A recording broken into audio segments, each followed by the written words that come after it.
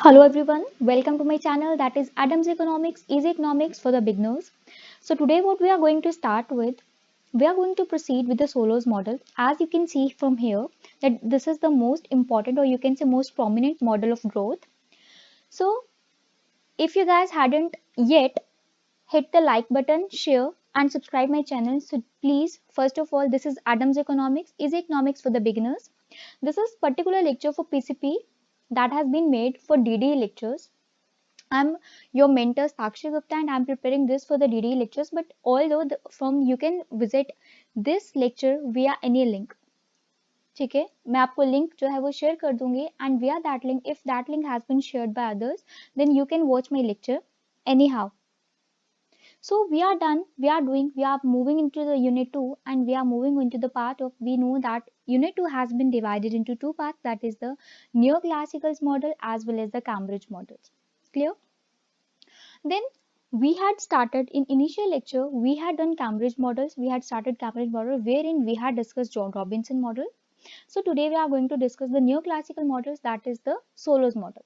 So what we have to study in the Solos model is that it is the very important model of your economic growth, and you can say not only for your PG or for your directorate of distance education, the Solos model of growth is very prominent in your any, you can say, if you are going with economics as a anywhere any competitive exam you have to give, either it is IES, either it is AFCAT, either it is whatever, GAT का exam आपको देना है या आपको net का paper qualify करना है, whatever you want to do, wherever you want to go, any competitive exam you have to give in economics, but considering a subject in competitive as economics, so solo model is very prominent in that part. So this must be understood very clearly. There must be no mistake in understanding this, because this is the very important part of your economic growth theory. So why Solos model is known as a very prominent? First of all, the question arises that why we had so many models in our economic growth, then why only the Solos model would be considered as the foremost important and prominent model in our growth economics? Why it is so? So this was just because of the following reasons. Number one reason is that the assumptions that had been taken by Solo, as all other economists are taking assumptions to, you can say, prove their models. ठीक है, solo ने भी उसी तरह से कुछ assumptions को लिया है and अपने मॉडल को प्रूव किया. But the best part of the Solos model is that if you will change the assumptions one by one of the Solos model, कि अगर आप सोलो मॉडल की जो assumptions है, if you will change them, अगर आप उनको change भी करते हैं, even though आपका मॉडल जो है that will remain stable, वो फिर भी क्या रहता है, एकदम स्टेबल रहता है. There is no change in the stability of the model, and that is the best part of the Solow's model, and that is the point why it is known as the very important and prominent model in economic growth. So the Solos model is important because in the later growth models, this model has been used as the basis. और second point क्या है, क्योंकि इसकी कोई भी assumption change करने के बाद भी इसका result जो है, इसका outcome जो है, इसका output जो है, that will remain same, and that is why it forms the base for the other models. तो जितने भी बाकी के models हैं, उन सब models के लिए Solo model जो है, it will be forming a base. वो एक base जो है, वो उनके लिए एक ground model जो है, that would be known as your Solos model in the process of growth. If you want to achieve the growth, means growth is a dynamic concept, तो अगर हमें आगे बढ़ना है with the constant rate of growth, so for that Solos model is the basic model. तो उसके लिए basic model जो है that everyone must be knowing is the Solos model. So sorry, so how Saulos model proceeds, Saulos model जो है वो किस तरह से प्रोसीड करता है. सो फर्स्ट ऑफ ऑल, ये जो प्रोसीड हुआ है, it is with the knife edge problem. Now what is this knife edge problem? क्या है ये knife edge problem? So knife edge problem can be, you can say, it is or it has been arisen when what happens when your warranted rate of growth, means warranted rate of growth, you all know, as I had explained that in your Haradian model में मैंने आपको बताया that what is warranted rate of growth, what is natural rate of growth, and what is expected rate of growth. We had discussed all the three rates in Haradian model. If you hadn't watched yet, so please go and watch Haradian model first and then come to the Solos model. So knife edge problem क्या कहती है, that the warranted rate of growth जो है, जब वो diverge होने लगेगा आपके किससे, natural rate of growth से, किससे, natural rate of growth से. तो in Harrod's model what is happening कि जब आपका एक बारी warranted wanted rate of growth जो है नेचुरल रेट ऑफ ग्रोथ से डाइवर्ज होना स्टार्ट होता है, मींस मूव करना स्टार्ट होता है आइदर इन लोअर साइड और at the upper side, it diverges away from the equilibrium. एक बार इक्विलिब्रियम से हट जाए तो देन आगे ही बढ़ता जाता है। जैसे कि फॉर एग्जांपल वारंटेड रेट की अगर हम बात करें, warranted rate for in period t+1 की हम बात करेंगे and natural rate in period t की हम बात करते हैं, ठीक है। Growth rate in period t and growth rate in period t+1 की अगर हम बात करते हैं, तो जो अगर हमारा कभी भी किसी भी कॉन्सिक्वेंसी की वजह से, ठीक है, किसी भी वजह से, किसी भी रीजन से अगर हमारा GT+1 का जो ग्रोथ रेट है वो एक्सीड कर जाता है GT से, तो वो किसी भी लेवल पे, किसी भी टाइम पीरियड पे वो वापस GT के बराबर जो है वो नहीं हो पाएगा। That is the meaning of diversion, ये मतलब है डाइवर्जन का। और in other words you can से कि GT एंड GT-1 को अगर हम कंसीडर करें, तो if GT-1 is going is lesser than your GT, अगर वो less than है GT से, so then it will also diverge away from the GT and it will move in more lesser and lesser points, वो नीचे की तरफ ही जाएगा and that is the point of diversion जिसकी यहाँ पे जो है बात की जा रही है। और इसी प्रॉब्लम को क्या कहा गया है, नाइफ्स एज कहा गया है। And this problem has been solved by Solow's model, और सोलो ने क्या किया है, इसी प्रॉब्लम को क्या किया है, सॉल्व किया है। Now let's read what he has done. तो growth is a consequence of the assumption of fixed proportions. अब ये जो है, अब सोलो ने क्या कहा कि जो नाइफ एज प्रॉब्लम है, हाउ इट इज अराइजिंग, क्यों हमारा वारंटेड रेट जो है वो नेचुरल रेट के बराबर नहीं हो पा रहा है, क्यों वो उससे डाइवर्ज हो रहा है। So what was the reason behind it, so the reason behind that is just the fixed proportions. What is that, that is the fixed proportions that we had assumed certain values as fixed, कि हमने कुछ values को fix मान के रखा है, जैसे s upon nu, ठीक है। so in s upon nu what we are considering constant as, हमने क्या रखा है, हमने nu को constant रखा है in Herodian model, due to which what is happening, जिसकी वजह से ये diversion जो है this has been seen, ये देखने को मिल रही है।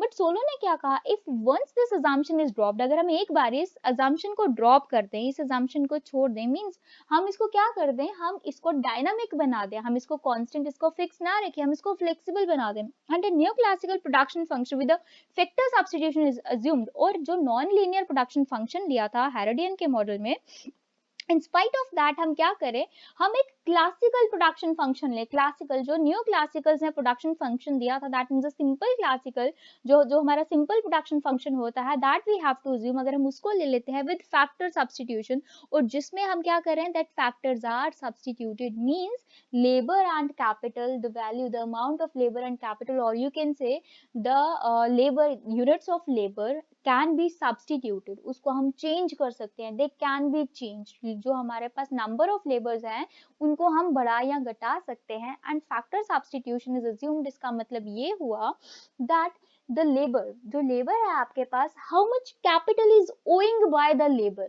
तो जो कितना स्किल, कितना टेक्निकल नो हाउ है जो लेबर के पास है, that is your factor substitution in case of you can say Solow's model. So only then, तो सोलो का कहना था only then a stable balance growth part exist, और तभी अगर आप ऐसा करते हैं, only then you will achieve a stable balance growth path, तभी आपके पास जो है एक स्टेबल बैलेंस ग्रोथ पाथ आएगा। Otherwise there is no matter कि आप कुछ भी वैल्यू ले लीजिए, you won't be able to stabilise the divergence between your warranted rate of growth as well as your fixed proportions, ठीक है। so whatever the natural rate of growth of labor force may be, और इसमें क्या कहा है कि उन्होंने कहा है कि स्टेबल बैलेंस आपको मिलेगी, चाहे आपका उस टाइम पे नेचुरल रेट जो है वो कुछ भी हो, whatever is the natural rate, but if you will follow a neoclassical production function with factor substitution, with assumption as a factor substitution and dropping the assumption of constant capital labor as well as your constant new value, only then you would be able to achieve what you can say, what you can call it as, तब आप क्या achieve कर सकते हैं, you can achieve a stable balanced growth path जो है वो आप अचीव कर सकते हैं, ठीक है। Sorry. So now let's move on to the assumptions। अब कुछ assumptions देख लेते हैं जो सोलो के मॉडल में हमने that we have to discuss। so first of all is that economy is producing a single homogeneous commodity, ठीक है। अब सिंगल होमोजेनियस कमोडिटी का क्या मतलब है, दैट मींस जो आप कमोडिटी इकोनॉमी में प्रोड्यूस कर रहे हो, से सोलर के मॉडल में we are taking the example of a corn, कि इकोनॉमी जो है that is producing corn, and corn को ही हमें क्या वेज गुड भी मानना है, and we have to assume it as capital good also. यही हमारा कंजम्पशन गुड है, यही हमारा वेज गुड है, यही हमारा कैपिटल गुड है, एवरीथिंग इज दिस, ठीक है।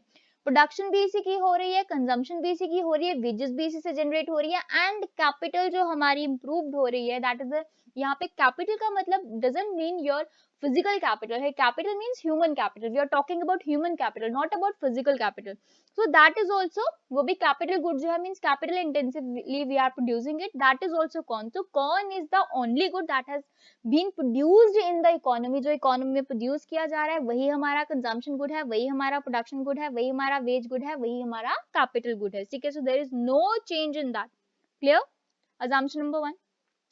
Second assumption is very very important, that is the savings ratio, जो savings ratio है हमारा, that must be constant, वो क्या रहेगा, वो constant रहेगा, ठीक है।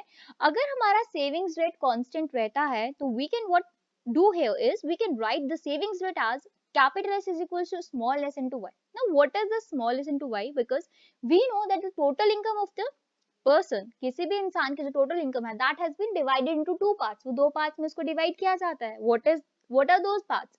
Number one is the consumption, another one is the savings. जो भी इनकम एक इंडिविजुअल को मिलती है उसका कुछ हिस्सा वो कंजम्पशन में यूज करता है और जो बच जाता है उसको वो सेव कर लेता है, ठीक है। So savings is what is the part of that income which a consumer, or you can say which an individual is saving out of the total income. Total income का वो part जो एक individual save कर रहा है, that is called saving. So this small s is what? This is the average propensity to save. What is this? This is the average propensity to save, and the value of average propensity, as you all know that APS is always lying between 0 and 1. वो हमेशा 0 and 1 के बीच में lie करता है। क्यों? क्योंकि हम total income जो है that has been you can say known as 1, and when you don't have any income that is 0. clear? So savings propensity क्या है कि ये जो है small s into y का मतलब होता है that part of the income which a consumer, which an individual is saving, that is called small s into y. तो उसको हम क्या लिख सकते हैं, स्मॉल s into y से हम उसको डिनोट करते हैं, जहाँ पे कैपिटल S डिनोट करेगा आपकी टोटल सेविंग्स, एंड जो स्मॉल s है that you have to keep constant under Solow's model. तो सोलो के मॉडल में ये जो स्मॉल s है, this is average propensity to save, what you have to do is you have to keep it as constant, इसको आपको constant रखना है, ठीक है, क्योंकि because this is the average, तो जो एवरेज वैल्यू होती है दैट इज ऑलवेज कांस्टेंट, मोर और less that is constant. Next is the very very important you can से assumption, that is supply of labour. देखो अगर आप assumptions को अच्छे से समझ लेते हैं तो मॉडल को अंडरस्टैंड करना is not at all a big deal, but the foremost important thing is to understand the assumptions very very clearly, because अगर आपको assumptions आ गए then model you can do it like it's like you can say cherry on the cake, clear?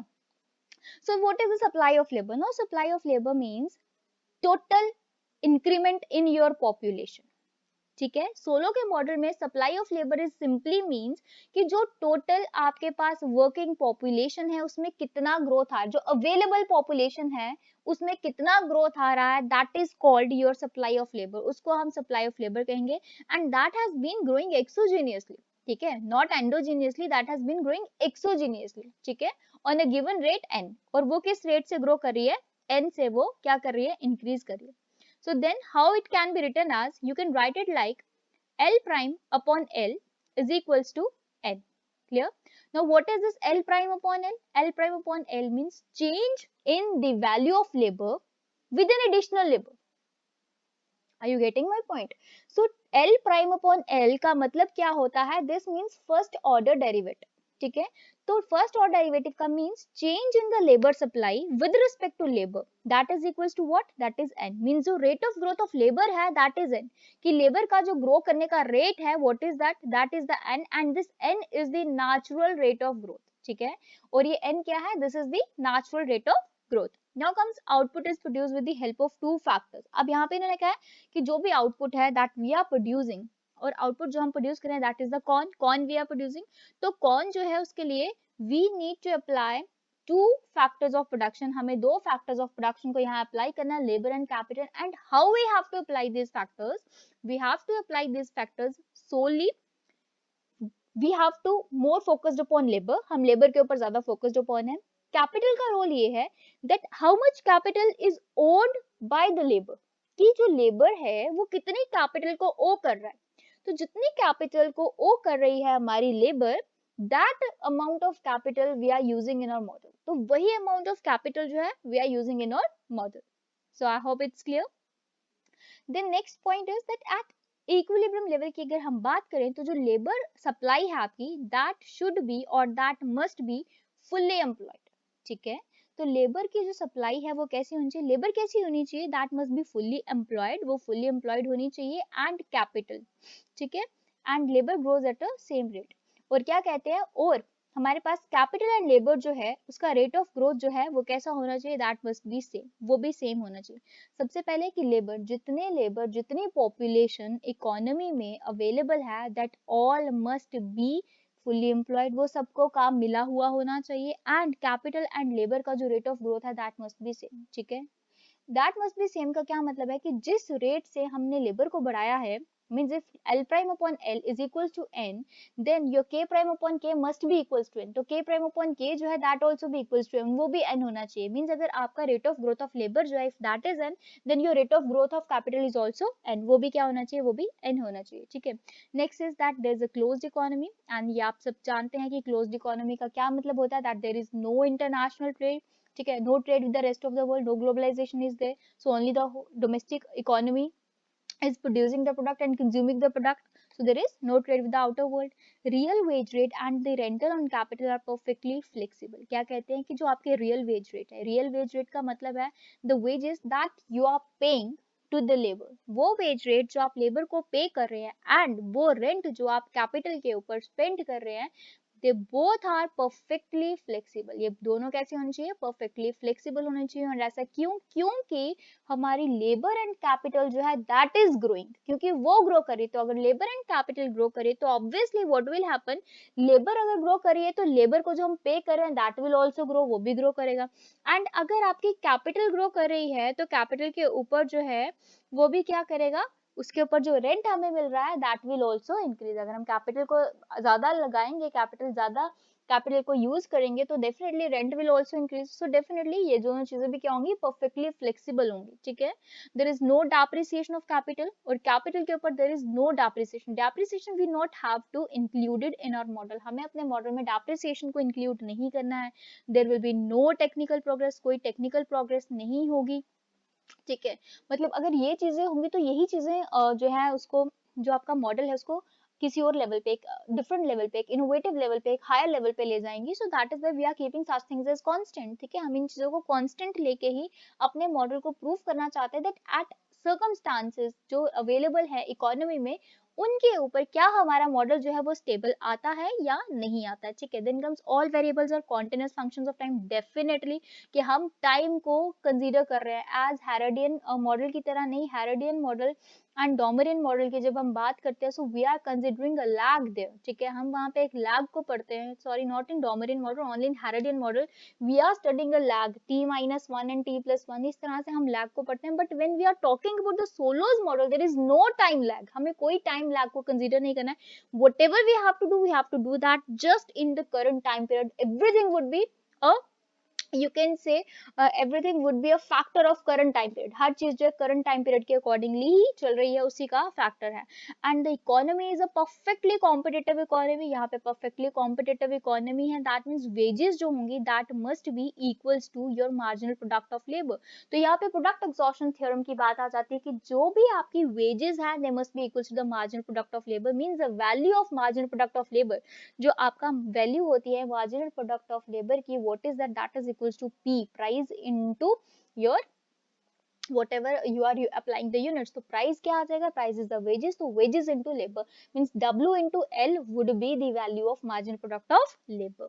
ठीक है, clear. So I hope आपको यहाँ तक जो है सारी के सारे एग्जाम्पशंस क्लियर हुई होंगी। अगर कहीं पे भी किसी भी पार्ट पे कोई डाउट है so you can comment me below the lecture series, आप मुझे लेक्चर सीरीज के नीचे कमेंट कर सकते हैं। I definitely come up with your doubts in my next lecture. So let's move on to the explanation of the model। So what we have to do, first of all हमने क्या करना है, एक production function को assume करना है। And which production function is this?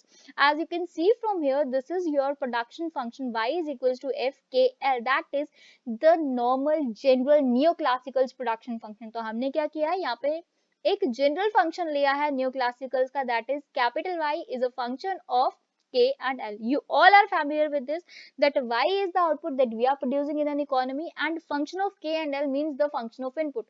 So we all know that output is a function of input, कि output जो है वो इनपुट का फंक्शन होता है, and output and input has a functional relationship in between them, उनके बीच में functional relationship होता है, मींस कि हम कितना लेबर एंड कैपिटल को एम्प्लॉय कर रहे हैं, on the basis of that हम जो है अपने आउटपुट को जो है क्या करते हैं, क्वांटिटी को डिराइव करते हैं. Now this equation one can also be written as lambda Y is equals to your function of lambda K and lambda L. How is it so? अब आप बोलोगे कि ये कैसे हो गया. ये इस तरह से हुआ कि हमने क्या किया, यहाँ पे हमने ये कहा कि इफ अगर हम न्यू क्लासिकल्स का नॉर्मल फंक्शन ले रहे हैं, so that normal function is always working over a property, एक प्रॉपर्टी के ऊपर काम करता है, that property is constant returns to scale. और वो प्रॉपर्टी क्या है, that is the constant returns to scale. So as far as the constant returns to scale are prevailing, it means कि जो आपका लेवल ऑफ इनपुट है उसमें जितनी चेंज आएगी, the same value, the same amount of change will be visible in your output also. So अगर आप यहाँ पे अपने फंक्शन में, जो आपका इनपुट फंक्शन है, उसमें कैपिटल एंड लेबर को आप लैम्डा के साथ चेंज करें, if the lambda value has been introduced in your model and your input functional side, then your output, जो आपका output है, that will also be changed by the same amount. अगर आपके inputs में जो है lambda से change आ रहा है, तो आपका जो output है that will also be changed by lambda proportion. तो वो भी lambda की proportion से क्या हो जाएगा, change हो जाएगा. lambda is the symbol, ठीक है. But actually what is happening कि सोलो जो है ना, he is not interested in finding out why. और y is what is y you know that is the output, and output means your total GDP. लेकिन solo का जो concern है ना, वो कभी भी ये नहीं था कि टोटल जीडीपी को फाइंड किया जाए.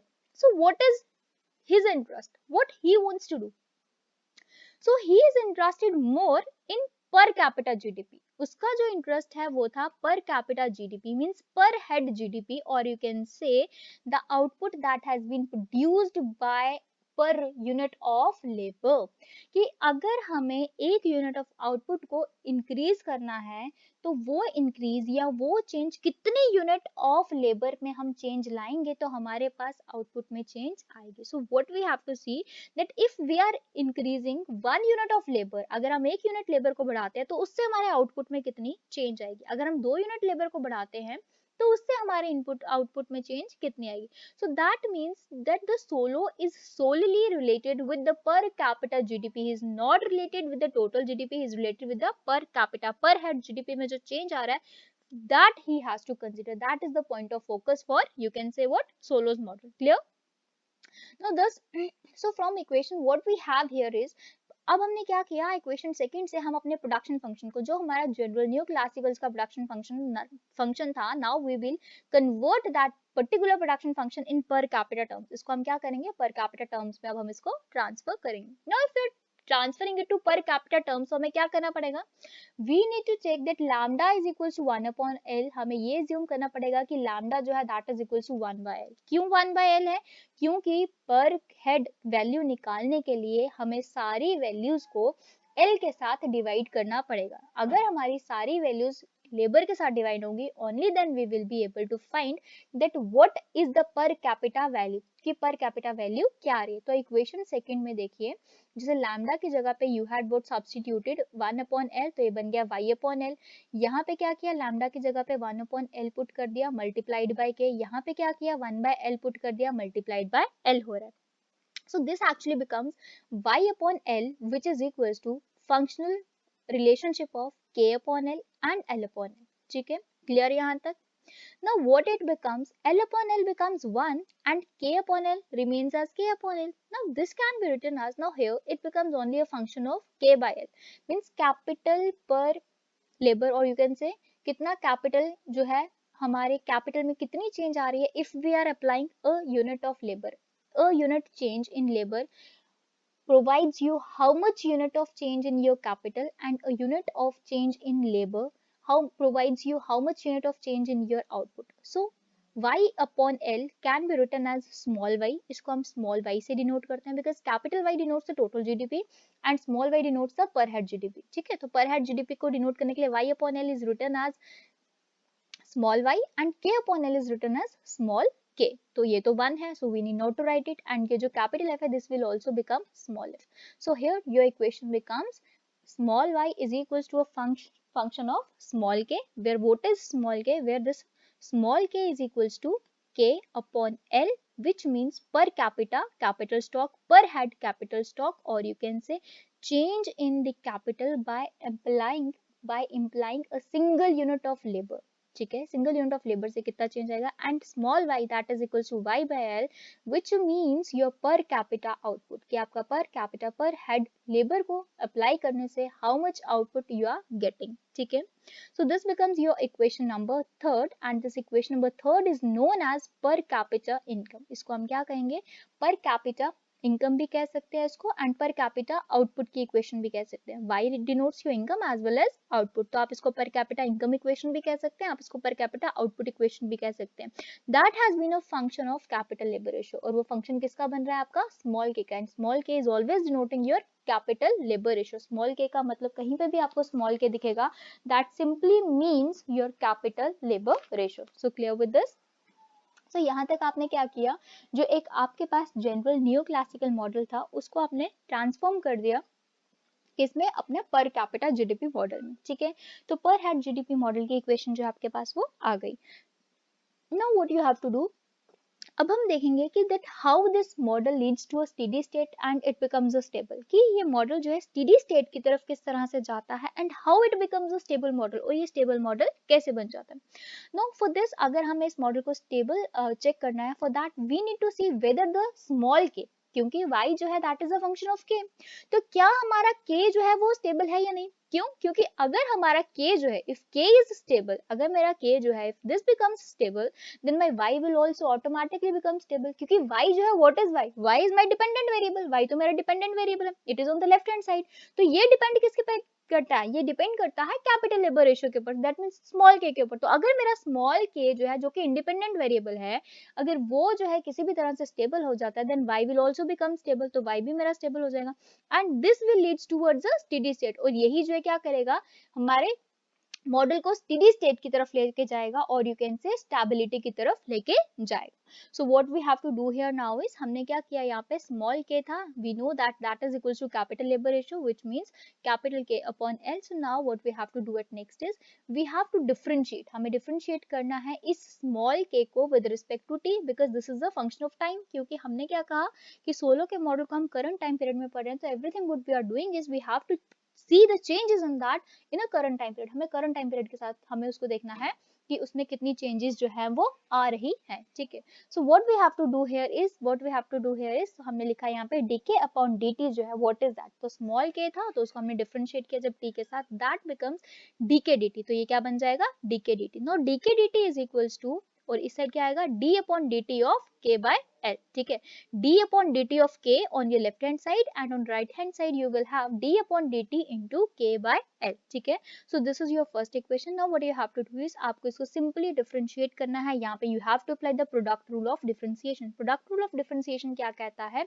that what we have to do is we have to keeping first function जो हमारे पास यहाँ पे, sorry this is k upon l, यहाँ पे question rule we have to use, question rule of differentiation. Question rule of differentiation means जहाँ पे आपको आपका जो फंक्शन है that is in the form of division, u upon v की फॉर्म में. जैसे ये k by l है, this can be written as k is your first function and l is your second function. k जो है आपका फर्स्ट function बनेगा, l आपका सेकंड फंक्शन बनेगा. तो जो हमारा क्वेश्चन रूल होता है वो क्या कहता है, वो कहता है कि सेकंड फंक्शन को एज इट इज रखो, दैट मीन्स इस l को एज इट इज रखो. ठीक है, L को क्या करेंगे, एज इट इज रखेंगे, और किस में चेंज लाएंगे, we need to change in k. तो जब चेंज लाएंगे k में, दैट बिकम्स k प्राइम, तो वो क्या बन जाएगा, दैट बिकम्स k प्राइम, वो k प्राइम बन जाएगा. ठीक है, माइनस माइनस के बाद क्या आ जाएगा, k मींस जो आपका फर्स्ट फंक्शन है that remains as it is, multiplied by bring a change और d by dt of your second function, that is your L prime. तो ये आ गया आपके पास L प्राइम. ठीक है, उसके बाद what you have to do at next is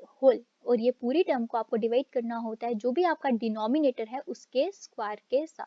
question rule क्या कहता है, क्वेश्चन रूल ये कहता है that you have two functions, numerator consider your numerator as your first function and denominator as your second function. Then in differentiation what you have to do is keeping your first second function as it is and differentiating first function minus keeping first function as it is, differentiating second function whole upon second function का square. अब differentiating में आप बोलोगे कि ma'am आपने D upon D T of K and D upon D T of L क्यों नहीं लिखा यहाँ पे? So why I don't have written that, because that will make my equation more complex, वो मेरी इक्वेशन को ज्यादा कॉम्प्लेक्स बना देगा। एंड आई नो कि मैं जो हूँ डी अपॉन डी टी जो डिफरेंशियल है उसको I can denote that with this prime, ये जो ऊपर मैंने डॉट डाला है this dot is known as prime, और मैं इस प्राइम के साथ उसको डिनोट कर सकती हूँ। So what I had done here in order to make my equation simpler, मैंने क्या किया, मैंने यहाँ पे सिंपली क्या कर दिया, इस डॉट को डाल दिया in spite of writing this D upon D T. ठीक है, now moving on to the next part. अब यहाँ पे जो है मेरा फंक्शन किस तरह से बन जाएगा, अगर मैं इस एल स्क्वायर जो है इसको मैं इसके नीचे ले आती हूँ पूरे फंक्शन के नीचे, तो ये ऑलरेडी है, मैं इसको एक्सपैंड कर देती हूँ, खोल देती हूँ, तो एल अपॉन एल करूंगी तो दैट विल बिकम कैंसिल, तो यहाँ पे वन आ जाएगा that I need not to write, और एक एल बचेगा वो आ जाएगा के प्राइम अपॉन एल, जैसे कि मेरे पास यहाँ पे बना है के प्राइम अपॉन एल, तो ये पार्ट बन जाएगा फर्स्ट का। सेकंड में क्या होगा, k upon L as it is and l prime upon L as it is, दोनों चीजें एज इट इज आएंगी क्योंकि यहाँ पे कोई भी चीज कैंसिल होने वाली नहीं है। ठीक है, अभी मैंने इंडिविजुअली कैसे ले लिया, क्योंकि ये डिवीजन में था और स्क्वायर में था, तो हमारे पास ऊपर वाली टर्म जो है जैसे k इंटू एल प्राइम है, ये मल्टीप्लीकेटिव टर्म्स है, तो इसके नीचे मैं इंडिविजुअली इसको ले सकती, this is the simple mathematical way, simple मैंने मैथमेटिकल ऑपरेशन यहाँ पे लगाया है, कोई हार्ड एंड फास्ट रूल यहाँ पे अप्लाई नहीं किया है। ठीक है, so now you all are familiar, आपको पहले से याद होगा that what is this K prime, K prime क्या होता है, K prime means your change in capital stock, K prime क्या होता है, that is your change in capital stock, and change in capital stock का मतलब क्या हुआ, when your capital stock is changing that means more investment is going on, so change in capital stock is equals to investment and investment is actually equals to savings, तो savings जो है वो किसके बराबर है, that we had assumed in assumption second that savings is equal to S into Y, तो हमने क्या किया, वहां से हमने एस इंटू वाई यहाँ पे सब्सटीट्यूट कर दिया, keeping L as it is. ठीक है, and then becomes this k upon L, k upon L अभी आपने थर्ड इक्वेशन में देखा कि k अपॉन एल जो है that is equals to your small k, and in assumption fifth you have assumed that your जो आपका labour change है, आई डोंट रिमेम्बर फिफ्थ और थर्ड एग्जाम्शन में, जिसमें भी आपने लेबर फोर्स के रिस्पेक्ट में आपने जो एग्जाम्शन लिया है कि rate of growth of labour जो है what is that, L prime upon L जो है that has been assumed to be equals to N, वो एन के बराबर है, वहां से उसकी एन की वैल्यू आ गई एंड के अपॉन एल बिकम्स स्मॉल के, so this becomes your D K D T is equals to S Y divided by L minus N के।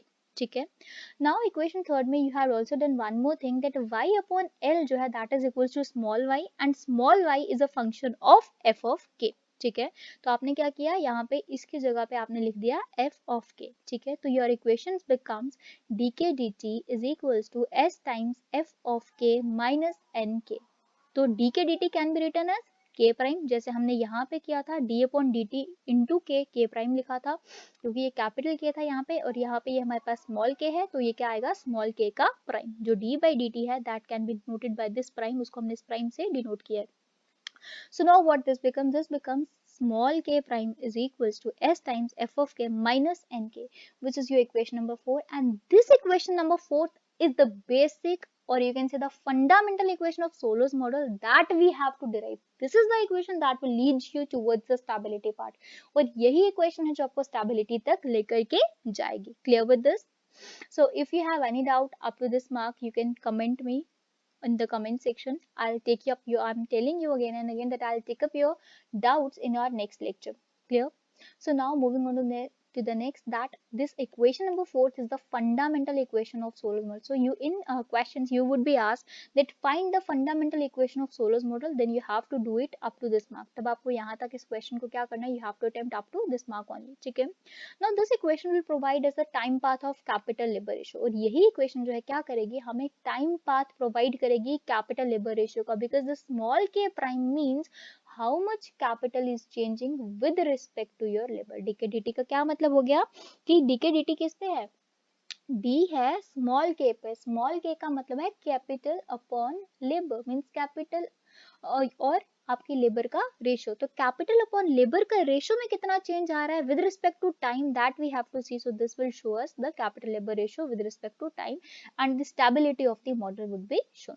सो ऊपर वाला जो फ्रेमवर्क था, this is all your mathematical version of the Solow's model. Now let's see it once diagrammatically. अब इसको diagrammatically थोड़ा सा understand करने की कोशिश करते हैं। So what is this? This is the K star point. जो के स्टार पॉइंट है, this is the point of equilibrium. यही है आपका पॉइंट ऑफ इक्विलिब्रियम, और you can say the point of stability, that is K star. वो क्या है? वो के स्टार है। Now here what this diagram is explaining to you, ये डायग्राम आपको क्या एक्सप्लेन करे? This is explaining that this point जहाँ पे के स्टार है, यहाँ पे you will see that S of F of K जो है that is equals to N K. वो किसके बराबर है? वो एन के बराबर है। Means all the values of s of F of k is equals to your n k, that means your k prime is equals to 0 at this part. ठीक है, इसका मतलब क्या हुआ कि आपका जो के प्राइम है, सी यहाँ पे आप इक्वेशन देखिए, इस this is the equation that is your fundamental equation. If in this fundamental equation you will take K prime as 0, अगर आपका के प्राइम जो if that is 0, then what you have to do is this negative value, ये जो negative value है N K की, you will shift it towards your left hand side, and what you will get is N K is equals to S of F of K, and this is the point of stability. और यही जो है आपका यहाँ पे क्या है? Stability का पॉइंट है, that you are seeing over here, जहाँ पे आपका इंटरसेक्शन हो रहा है एनके का और S of F of k का, that is the point of intersection. वही है आपका पॉइंट ऑफ इंटरसेक्शन। ठीक है, clear? Now what we have to see over there, यहाँ पे हमने पॉइंट ऑफ इंटरसेक्शन तो देख लिया, but what we have to see here is we have to check here whether k prime upon k is equals to l prime upon l, कि क्या हमारा जो rate of growth of capital है, क्या वो बराबर है हमारे rate of growth of labour के? क्या वो बराबर हो रहा है या नहीं हो रहा? So for that what we need to do, हमने क्या किया, यहाँ से we had shifted this k towards this side, हमने लेफ्ट हैंड साइड से के को राइट हैंड साइड में शिफ्ट किया। तो ये क्योंकि मल्टीप्लाई हो रहा है लेफ्ट हैंड साइड में, तो जब ये राइट हैंड साइड में आएगा इट विल गेट डिवाइडेड, तो ये डिवीजन में आएगा यहाँ पे s of F of k upon small के। So now keeping s as it is, s को एज इट इज रखेंगे, ये जो हमारे पास एफ ऑफ के है this is equals to y by l, इसकी वैल्यू क्या है? This is y by l, and small k you all know that is equals to capital के अपॉन एल, तो वो कैपिटल के अपॉन एल के बराबर हो जाएगा। Now l and l gets cancelled out and we are left with y upon k, तो हमारे पास क्या बचेगा? वाई अपॉन के बचेगा। So this is s y upon k, multiply करेंगे तो एस वाई अपॉन के आ जाएगा। Now you know that what is this s y is equals to k prime, ये तो के प्राइम के बराबर है। सो के प्राइम के बराबर क्यों है? Because s y is equals to s, that is the savings, and savings is equals to investment, और वो इन्वेस्टमेंट के बराबर है, and investment is equals to your change in capital stock. So what you are getting over here is, and small and you all know that that is equals to L prime upon. So this proves that the rate of growth of labor is equals to your rate of growth of capital, जिससे हमने model को start किया था। that what we need to achieve here is कि हम अगर पर head per capita growth rate को देखें तो वहां पे हमारे पास जो rate of growth of labour है that must be equals to the rate of growth of capital. So we had prove that with this diagram. अब अगर हम मैक्रो लेवल वेरिएबल्स की बात करें तो सोलो के मॉडल में we will be see here, और वी कैन से हम यहाँ पे ये हमें पता चलता है that all the macro level variables are equal, l prime upon l is equal to k prime upon k, that we had proven over there. Now, after this, what you have to do, in spite of k prime, what you can substitute here, k prime upon k की जगह पे आप लिख सकते हैं small s y prime upon s y। Here s and s will get cancelled out, जब s और s cancel होगा तो आपके पास क्या आ जाएगा? वेट जस्ट अ सेकेंड, यहाँ तक आपको क्लियर है क्योंकि आपने यहाँ पे ऊपर अभी प्रूफ किया है। ठीक है, after this k prime upon k is equals to your s y prime upon s y लिख सकते हैं, क्योंकि हम यहाँ पे देख सकते हैं कि s y is equals to k prime, वो के प्राइम के बराबर है। ठीक है, so from here we can substitute here s y prime upon s, तो s and s gets cancelled out and we are left with y prime upon y, तो income भी आ गई। Now this s y prime upon s y is equals to the savings rate, ये savings rates के बराबर है, तो saving s prime upon s is also equal, which is further equals to I prime upon I, जो further किसके बराबर? Savings is always equals to investment in your classicals model, तो ये आपका आई प्राइम अपॉन आई आ गया, and which is equals to N, वो क्या है? और जो रेट ऑफ ग्रोथ है इन सब का दैट इज द n, वो क्या है? वो n है, and that is, and this situation is known as the situation of golden age according to Solow। और यही सिचुएशन जो है जिसको सोलो ने क्या कहा है? गोल्डन एज कहा है अपने मॉडल में, and this will lead towards the steady state growth path. Steady state growth path क्यों कहा गया है इसको? क्योंकि अब इकोनॉमी में हर एक variable, every variable, either it is labor, either it is capital, either it is income, either it is savings ratio, either it is total savings, either it is investment. All the macroeconomic variables are growing with the same constant rate. And what is that rate? That rate of growth is your small n. Everything is growing with that small rate of growth, that is n. Clear? Any doubt up to this part? So please do comment me, do like my channel and subscribe it, so that you will get all the notifications of my upcoming lectures. Now moving on towards the next part, that is the existence of steady state equilibrium. Now हमने starting में मैंने आपको एक बात कही थी कि इसकी सबसे अच्छी बात सोलर के मॉडल की ये है कि आप कुछ भी कर लो, इक्विलिब्रियम कभी चेंज नहीं होगा, दैट विल ऑलवेज स्टेबल, वो हमेशा स्टेबल रहेगा, है ना. एक हायर लेवल पे जा सकता है, लोअर लेवल पे आ सकता है, but it at every level the equilibrium will remain constant. वो क्या रहेगा, वो स्टेबल ही रहेगा हर लेवल पे जाने के बाद भी. ठीक है. So let's see. अब यहाँ पे क्या है, now we are relating it with the Harrodian model. हम इसको हैरोड के मॉडल के साथ रिलेट करेंगे. वी नो कि हैरोड के मॉडल में क्या होता है, जी डब्ल्यू जो है that is equals to N.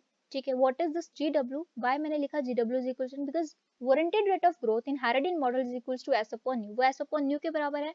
And जो मॉडल उसका कहता है, वो कहता है कि S upon new, this v is actually known as nu, s upon nu is equals to n, वो n के बराबर है. ठीक है. Now what we have done over here, जो हमने, अब हम इनको रिलेट करेंगे दोनों. See how we can relating the Harrodian model as well as the Solos model. तो s upon nu जो है, this can be written as, how we can write it like, यहाँ पे हमें जो हमारे पास फंडामेंटल इक्वेशन है किसकी, सोलो की, दैट इज दिस मच. वो किसके बराबर है, that is equals to k prime upon s of f of k minus nk. So we know that what is happening at equilibrium. अब हमें क्या करना है, ये जो हमारी सोलो की इक्वेशन है, we have to compare, we have to transform this equation to this Harrodian economics. Harrodian model की जो इक्वेशन है एस डब्ल्यू अपॉन एन, इसमें हमें इसको कन्वर्ट करना है. Now let's see what is happen. We know that at equilibrium, कि जब हम इक्विलिब्रियम पे होंगे तो हमारे पास k प्राइम जो है, स्मॉल k प्राइम, उसकी वैल्यू जीरो हो जाएगी. ठीक. अगर स्मॉल k प्राइम की वैल्यू जीरो हो जाती है तो this function s upon f of k minus n of k is equals to zero, ये जीरो के बराबर हो जाएगा. And from here negative value जो nk की है, that will be shifted from left hand side to right hand side, and k will be moving on towards the right hand side in as a denominator. From here n k था multiply में, तो ये के यहाँ जाएगा, division में आ जाएगा. तो this becomes s of F of k divided by k, that is equals to small n. Now what we have to do is we have to resubstitute the value of F of k at small के. So f of k की value जो है that is equals to y by n, because f of k is a functional relationship of capital labour ratio, and that has been equals to your output upon labour, और you can say per capita output के बराबर हो जाएगा. So this is your per capita output, and small k is equals to per capita capital. ठीक है. पर head capital कितने आप यूज करो उसके बराबर ये वैल्यू आ जाएगी. Now here l and l gets cancelled out and we are left with your y upon k.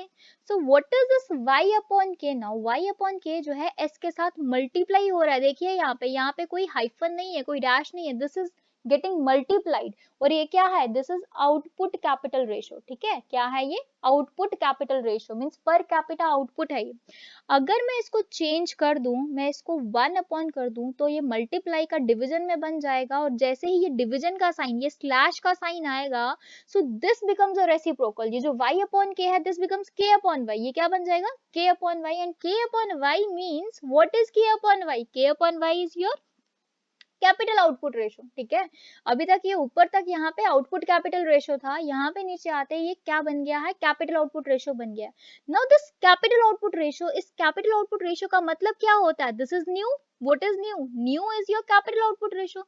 So we can replace this k upon y with this new, and the whole equation would become s is equals to, sorry, n is equals to s upon nu, or s upon nu is equals to n, or you can say S is equals to nu n, which is your Herodian equilibrium की equation जो है वो आपके सामने आ गई.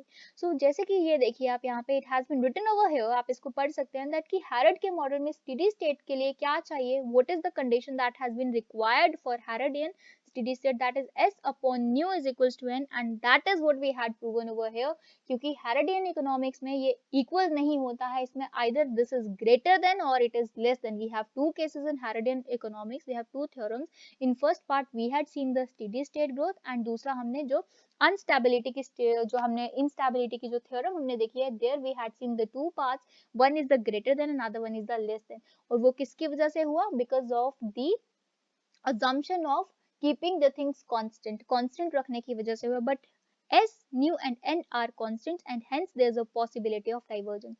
यही लिखा है यहाँ पे, क्योंकि उसमें क्या था, S, nu and n all the three variables are keeping as constant. इन सबको क्या रखा था, constant रखा था, due to which there is a possibility of divergence, जिसकी वजह से divergence की possibility हो रही थी. And we are at a stage of knife's edge problem. और हम लोग कहाँ आ जाते थे, कहाँ फंस जाते थे, नाइफ एज प्रॉब्लम में हम लोग फंस जाते थे कि जब डाइवर्जन हो रहा है तो डाइवर्जन में ही जा रहा है, वो वापस इक्विलिब्रियम पॉइंट पे नहीं आ पा रहा है. लेकिन यहाँ पे क्या हुआ है, between your s upon nu and n, लेकिन यहाँ पे सोलो ने क्या प्रूव कर दिया, सोलो ने प्रूव कर दिया कि जब भी कभी आपका s upon nu, whenever your s upon nu is different from n, अगर कभी भी ये आपका जो है चेंज हो जाता है, so what you have to do is you just have to let the market forces play. आपको क्या करना है, मार्केट फोर्सेस को प्ले करने देना है, उनको ऑपरेट करने देना है.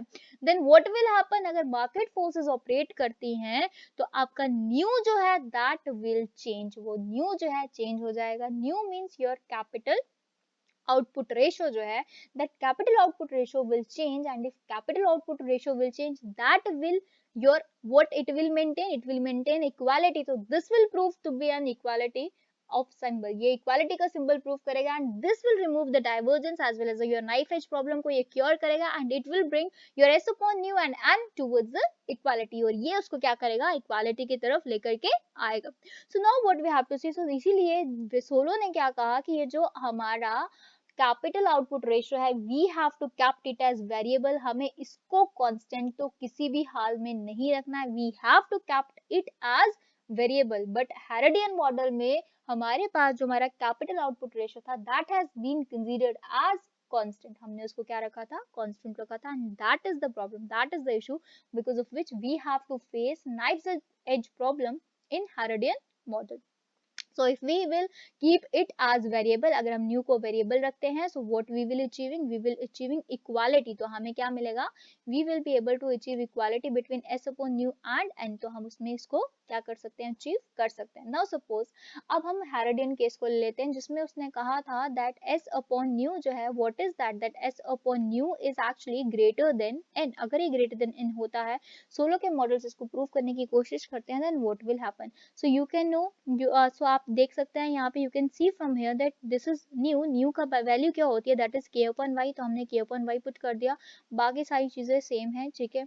तो हमने क्या किया, यहाँ पे आउटपुट कैपिटल अपॉन आउटपुट हमने यहाँ पे ले लिया है, ठीक है. So this becomes what, this slash is not there, it must not be there. yes, this must not be there. So what you are having over here, यहाँ पे k upon y और साथ में क्या आ गया, into n आपके पास जो है, this would be the value. So k की जगह पे what you can write here k upon l, you can write here what, you can write here k upon l. आप इसको k upon l लिख सकते हैं, and जो y है that can be written as y upon l. आपने क्या किया, numerator as well as denominator दोनों टर्म्स को आपने l के साथ क्या कर दिया, डिवाइड करवा दिया. जब डिवाइड करवाया तो k अपॉन l जो है, what that becomes small k, वो बन जाएगा स्मॉल k, ठीक है. और उसके साथ डिवीजन में आपके पास आ रहा है y अपॉन l which becomes small f of k, and यहाँ से ये जो n है, this n gets multiplied with the k, क्योंकि न्यूमरेटर में है तो ये बन जाएगा nk आपके पास इस तरह से. So what it will leading towards you, आपको ये क्या देगा, ये आपको ये बताएगा कि s of f of k जो है that is equals to greater than your nk. No s is the savings rate multiplied by your per head, you can say capital output ratio, ठीक है. पर हेड कैपिटल, आपका पास capital labour ratio जो है वो, और यू कैन से जो आपका जीडीपी है, पर हेड पर कैपिटा जीडीपी की बात हो रही है, savings rate into per capita GDP is greater than your rate of growth of labour force, ठीक है. Rate of growth of labour force जो कि n है, into your k by l जो है, that is the capital per head capital जो आप use कर रहे हैं उससे ग्रेटर देन है. अगर ये चीज ग्रेटर देन है, इसको शिफ्ट करेंगे जब इस हेड, तो this become this minus this is greater then 0, this would be the condition. So this simply means, इस पूरी इक्वेशन का क्या मतलब होता है, दिस पूरी इक्वेशन जो है that is equal to k prime, ये k प्राइम के बराबर है, दैट मींस dk dt के बराबर. तो इसका मतलब ये हुआ that dk dt is greater then 0. So if dk dt is greater then 0, अगर dk dt की वैल्यू जो है वो ग्रेटर देन 0 होती है, what it implies that dk dt जो है वो क्या लेके चल रहा है, कुछ पॉजिटिव वैल्यू लेके चल रहा है, and then what it needs to be, it needs to converge towards k star, तो उसको क्या करना पड़ेगा, कन्वर्ज करना पड़ेगा के स्टार की तरफ, अगर उसको स्टेडी स्टेट को मेंटेन रखना है तो.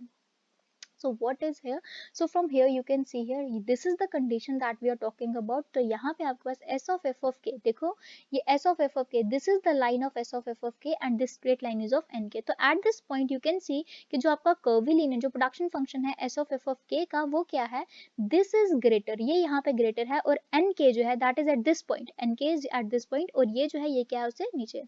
So at this point you have a positive value, ठीक है, but that positive value of k1, उसके लिए क्या करना पड़ेगा, आपका s of f of k जब ग्रेटर है nk से, so you need to converge towards this k star.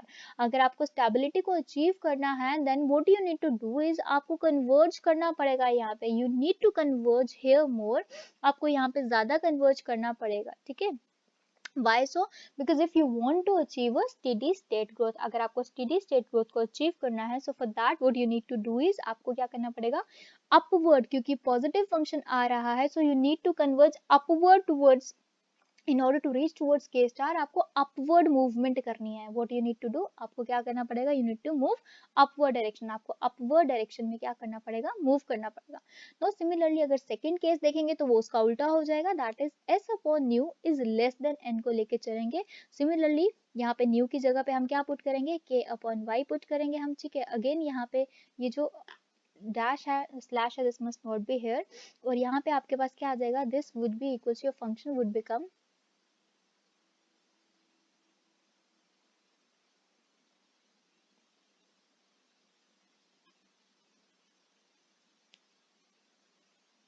sorry for this. Yes, so what we are saying, that this would be the function, ये हमारा function है, and we have to take that function. So here we have k upon y, and similarly again we will divide this whole function with L, and we are left with this, and again in a very similar way this function becomes the same, जैसा हमें ऊपर मिला वैसा ही same function बनेगा. The difference is only that there we have a greater than sign and here we have this less than sign, यहाँ पे हमारे पास less than sign आ रहा है. So अगर ये function हमारा this, if this is less than 0, अगर ये हमारे पास less than 0 आता है, in that case what we need to do is, इसका मतलब ये हुआ इस फंक्शन की जगह पे what we can substitute s of f of k minus nk की जगह पे हम dk dt को लिख सकते हैं. So this dk dt is less than 0. If this dk dt is less than, that means there is a need, यहाँ पे जरूरत है कि हमारा dk dt जो है that is moving negative, वो negative हो रहा है, ठीक है. So what we have to do, हमें downward movement करनी पड़ेगी, we need to converge towards this k star, क्योंकि यहाँ पे देखिए आप nk जो rate of growth of labor है, as well as the per head capital that we are using is higher, वो high है, वो ज़्यादा है. So in order to attain this stability point, इस stability point को if we want to achieve this stability point, so for that what we need to do is we need to come back, हमें पीछे आना पड़ेगा to achieve this stability point of k star. We are at k2, second case के बाद हम k2 पे हैं, तो हमें k2 से converge करना है towards k, ठीक है. किसकी तरफ converge करना है, we have to converge towards k star, तभी हमारे पास क्या आएगा, जो stable point, जो point of stability, जो equilibrium है, that would be attainable, ठीक है. आई होप ये आपको क्लियर हुआ होगा यहाँ तक. किसी भी बात पे यहाँ पे किसी को कोई डाउट हो इस मॉडल में, so you can ask me in your comment section. I'll definitely look into your comments and look into your doubts and come up with you my next lecture as a you can say your with your doubt. So but don't forget to hit the bell icon, ठीक है. Bell icon को दबाना मत भूलिएगा, and channel को subscribe जरूर कीजिएगा, so that कि आपको मेरी जो भी अपकमिंग न्यू लेक्चर्स हैं, either I am discussing your doubts, either I am coming with your new lectures, you will get the all notifications over there. And for this lecture I will share the link in your WhatsApp group, मैं आपके WhatsApp group में इसका link जो है वो share कर दूंगी. But please do like my channel, because if you will like my channel, if you like the lectures that I am putting over there, then it will motivate me to make more lectures. And if you found any faulty anywhere, अगर आपको कहीं कुछ गलत लगता है, you need any improvement, so you can give me suggestions also over there, so that I can provide you more and much better material. If you want anything else, you can ask me in your comment section. So till then, stay safe, stay happy. Thank you. Good day. Bye bye. Take care.